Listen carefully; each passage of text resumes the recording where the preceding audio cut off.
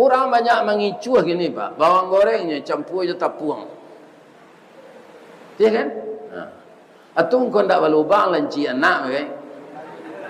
Tapaso operasi ke dokter, mengicuh aja.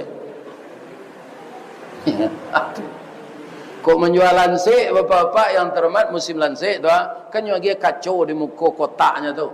Kadang-kadangnya sandan di kacau tu, putihnya di belakang. Bekonya menyawa orang Bali, nah lalu itu saya maksud. Ya kan? Jadi faktor anak mada kau banyak Pak.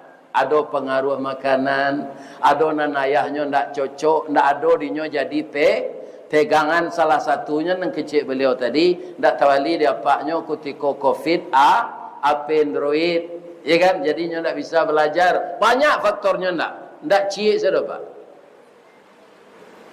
Kemudian ayahnya juga